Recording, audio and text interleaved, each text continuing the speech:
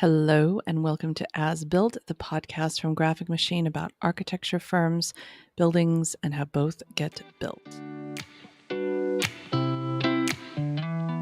I'm your co-host, Patience Jones. With me is Brian Jones, your other co-host. Thank you for joining us. Today, we are doing another installment of our Growth Challenges series, and we're talking about reporting. It's really exciting. Yeah. Everybody, just stop what you're doing. We're talking about reporting. We can't it's talk about it everything. enough. They're always going on about the twins. So, reporting. What kind of reporting are we talking about here? Well, in the specific context of this podcast, we're probably talking about marketing reporting. But I think reporting as a general sense of tracking activities in a business and a firm are probably a pretty good idea. But again, specifically, we're going to be talking about, marketing reporting. Yes, internal marketing reporting. This has nothing to do with any other kind of reporting. Nope. So what is important for a company to track in terms of its marketing and to report on? Well, there's a few buckets that would fall into. You are definitely going to want to, any external advertising that you do, you would want to track, what you're spending on that, what you see as the positive impact to your business from that standpoint. You would want to track any press that is, and press mentions about your firm, where they're coming from and the frequency. You would also want to have a sense of the traffic that's coming to your website, and are there particular projects that people are focused on, and what path do people take when they're on your website, and does that line up with what your expectation was? I'm fighting the urge to be a super jerk and be like, wrong, and like ring a bell or something, because in some ways, that is a trick question. Yeah. What should you report on? Well, what do you want to do? What is it that you want to do? What are you trying to achieve? What do you need to report on to make sure that you're getting there? Sure. And it's a good answer. It's a super jerk thing to do to set you up like that. But I did it. So, yeah. So I say this though, because so many times when we start working with a new client, they either are not measuring anything, or, and this is almost worse, they are measuring everything, or they are sort of measuring everything. They're collecting data about everything, and they don't understand what it means. They don't know what they're looking at. They don't know how what they're looking at relates to what it is that they're trying to do, or if it even does. And sometimes they're just being given quote unquote reports by some other source. And so they're like, well, but I get, pink bar graphs that go up to this axis every month, but they can't tell you what those pink bar graphs mean. Are they good? Are they bad? What are they showing? Yep. So the most important thing I think about reporting is first you have to define what you're trying to do. And I might add as a follow-up to that is that what questions do you want to be able to answer in the future? Because usually what you find yourself as a firm, a person who's running a firm, is that you may say oh, we ran an ad in this magazine last year, and what was the outcome of that? And you want to be able to track in some meaningful way what the outcome of that was, so that the following year, was that a good investment? Was that a bad investment? And it could be more specific. It could be around, an RFP that you've submitted and saying, does the kinds of projects that we want to be getting in the future line up with the kinds of projects that people are looking at on our website? And that's another kind of metric that you could collect and report on that would be helpful for understanding, one, if you need to restructure the order of things, but two, does that line up with what your expectations are? It's important to keep reminding yourself, especially if you're new to reporting or you have new data tools. Just because something can be measured doesn't mean it's relevant to what you're doing. Yes. Google Analytics is kind of the best illustration of this, especially the current Google Analytics GA4 system, which was designed to be all encompassing because they serve every kind of business.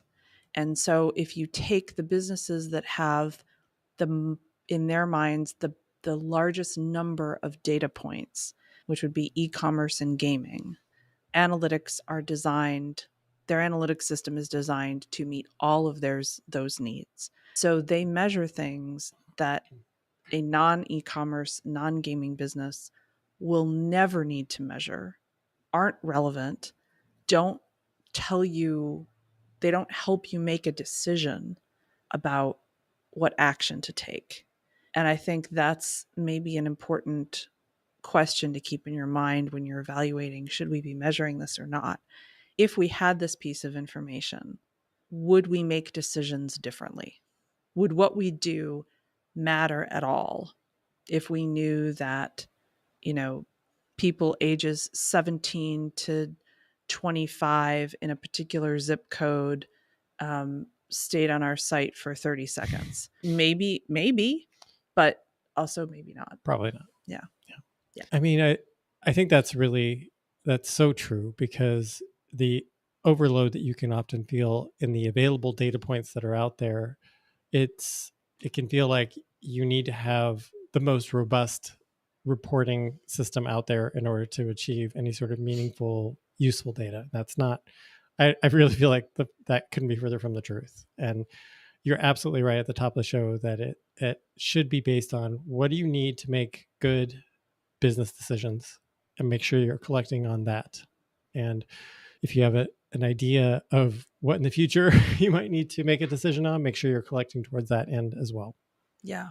I remember years ago, there was a firm that was like, got really fixated on how the user behavior on their website from, I think it was Greece, maybe. It was a country that they didn't sell to, serve. They were strictly a US based company, but they just became so obsessed with tracking this because it was a piece of data that they could track. Yep. And so, why weren't the people in Greece spending more time on their site? Well, I don't know, because it's, a US based site in English that doesn't have anything to do with them. And I don't know why you're getting the traffic. So it is really possible to just get, or to say, like, we got this many hits. Okay. Well, what does that even mean? Yeah. What does that mean? And why does it matter? And what decisions does that influence? What will you do or not do differently because you're getting quote unquote hits, which isn't fun, No. right? Like, it's not fun to sit around and think about how things need to go together. It is much more fun to have a bunch of really cool charts and graphs and interactive things that are all spat out at you, and you feel like something's happening because you're seeing things go up and down. But if you don't know what those things are or why they matter, just don't bother. Yeah.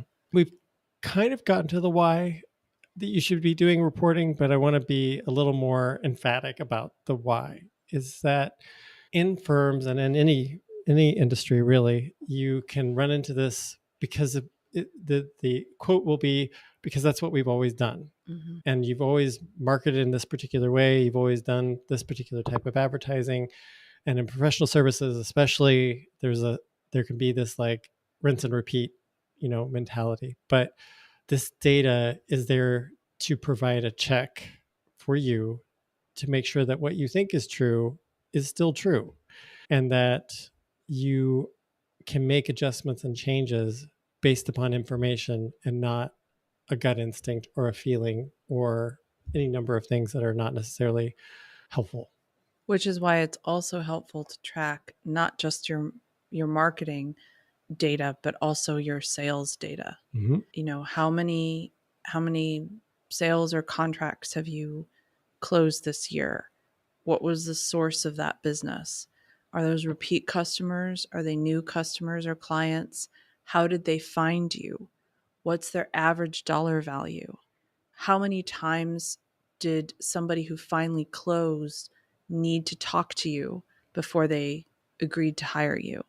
When you couple that with the available marketing data, then you get a really robust picture of what your sales cycle looks like relative to marketing, what marketing will be useful, which versus what's just vanity marketing. Mm-hmm. And it, to your point, it really does help clear up some of those, maybe not misconceptions, but clouds that all of us can get, because we all live in our own bodies and we live in our own minds, and we have our view of how things go and where we think all the business came from, or how successful we think something is, or whether we think anybody's going to look at something online, which is why you need the data as a check. So, big takeaways. What do you think? In the butchered words of Simon Sinek, you have to know your why, and you have to understand what you're trying to do. And that doesn't have to be in an existential way. It could be something like, we need to know if, to your point, if this advertising campaign was worth it, or we need to know if our website is resonating with people the way that it needs to, because it directly impacts our sales. From that should stem the decision about what you're measuring in your reporting. It should not be that your reporting is this standalone entity where you measure things because that's what the platform came pre-baked telling you to measure. Yep. I think the only thing I would add to that is that we live in a time where you can know with more certainty how effective something was. And why not avail yourself of that tool? And you really, you have to avail yourself of that tool, because you have to assume that all of your competitors are as well. Yeah, that's fair. I mean, it's not something, to go back to other things we've said before in other episodes, it's not something that you should, lie awake at night and ruminate about and be checking your reporting, every 15 seconds. But it is something that when you are making medium-sized to important decisions, you definitely should be looking back and saying, okay, is this the right approach to solve this issue? Is this going to do what we need it to do? How will we know? How are we measuring it? Because also, if you're measuring it, you're doing reporting and it's not working, you can fix it, Yep. which is something you want to know while you still can fix it, and not, years later, or when you get the giant bill from Google Ads because, somebody set something up wrong. Well, thank you for letting us report to you. So let's go with that. Thank you for joining us, and we will see you next time.